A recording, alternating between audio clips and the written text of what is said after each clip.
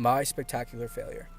Growing up, I always wanted to play lacrosse at the D1 level, and my dream school was Notre Dame, but I would have been absolutely fine with going to schools like Rutgers, Duke, Ohio State, UNC, or Harvard.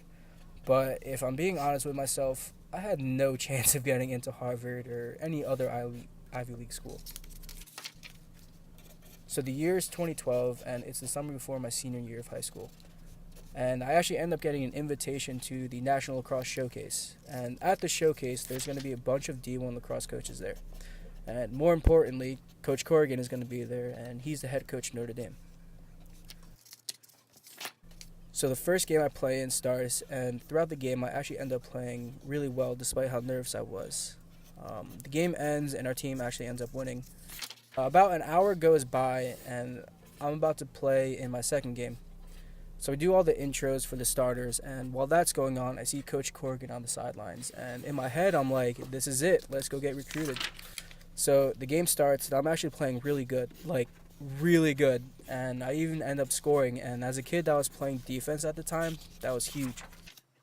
So we're in like the third quarter, and some kid from Maryland, I think, is running down the sideline with a ball, and he's coming right at me. And my first thought was to lay this kid out.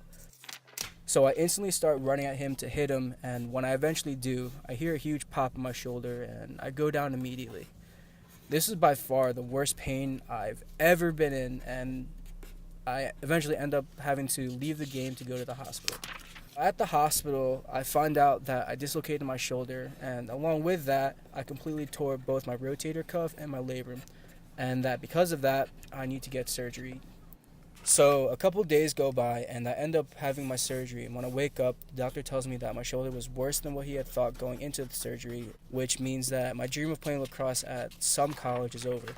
I instantly start tearing up because everything I've done throughout my high school so far was to play lacrosse in college, and that just wasn't going to happen anymore.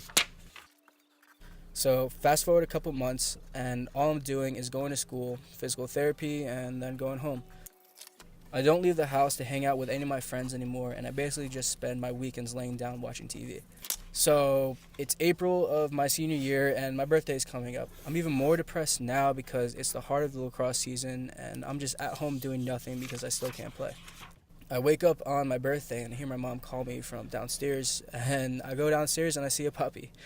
My mom actually got me a dog for my 18th birthday. He changed my life for the better, and he made just everything around me so much better. So what did I learn throughout this entire experience? Honestly, nothing, except maybe don't run at some kid full speed. But what did I gain? I have a dog that I love with all my heart, and he's pretty cool. So, yeah, thanks for being my homie, Coda.